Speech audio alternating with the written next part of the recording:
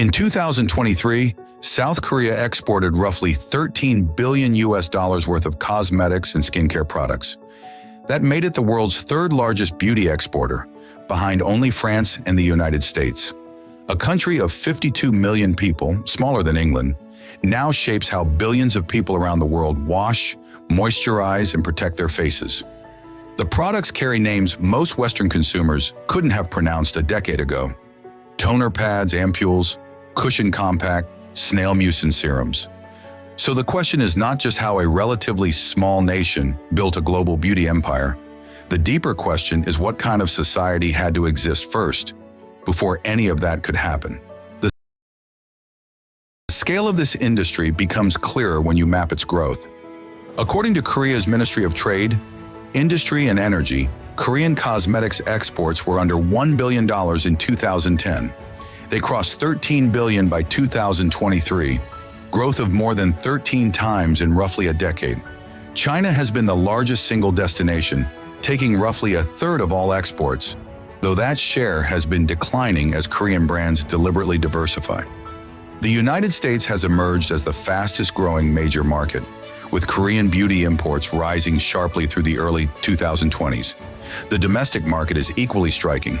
The Korea Health Industry Development Institute has reported that South Korea ranks among the highest in the world for per capita spending on cosmetics, and the industry employs hundreds of thousands of people, spanning formulation chemists, packaging designers, and an enormous content creator ecosystem that functions as a global unpaid sales force. Three forces converge to make this possible. The first is cultural. Korean society places an unusually high social value on physical presentation, including skin. This is not vanity in the dismissive Western sense. Scholars who study Korean consumer culture, including researchers published through Seoul National University's business faculty, describe skincare as a form of social discipline and self-investment, deeply tied to ideas of effort and competitiveness. The second force is industrial policy.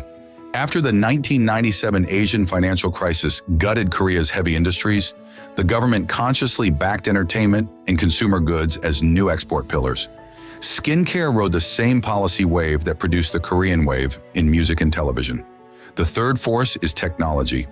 Korean manufacturers invested heavily in formulation science. Ingredients like Centella asiatica, extractin bifida, ferment lysate, now found on shelves in London and Los Angeles, were refined and standardized by Korean labs before Western brands had even heard of them. The result was an industry that combined genuine innovation with extraordinary cultural visibility. The industry's success has not come without cost. Korean beauty standards, amplified globally by K-drama and K-pop, promote an extremely narrow definition of desirable skin: pale, poreless, perfectly even in tone. Critics, including Korean feminist academics and international dermatologists, writing in journals such as the Journal of the American Academy of Dermatology, have noted that this ideal travels with the products and can reinforce colorist beauty norms in markets across Southeast Asia, Africa, and Latin America. There is also a domestic pressure dimension. Surveys by Statistics Korea and Korean consumer research firms consistently show that young Korean workers, especially women, feel significant anxiety around appearance in professional settings. The industry profits partly from that anxiety, and there is a concentration risk. The two largest Korean beauty conglomerates, AmorePacific and LG Household and Healthcare, together account for a disproportionate share of export revenue, leaving smaller indie brands vulnerable to rapid trend shifts.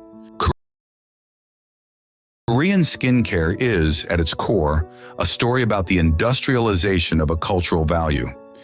Every society has norms around appearance, but Korea found a way to manufacture and export those norms at industrial scale, backed by state policy, genuine science, and an entertainment ecosystem that made Korean faces aspirational worldwide.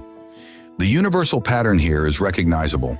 Soft power and hard exports are not separate categories. They feed each other. France understood this with fashion and cuisine for 2 centuries. Korea compressed that process into roughly 15 years. The deeper question for any country watching is straightforward. Which cultural practices do you hold that the rest of the world might one day pay for? Korea's answer turned out to be a 10-step morning routine. The answers elsewhere may be just as unexpected.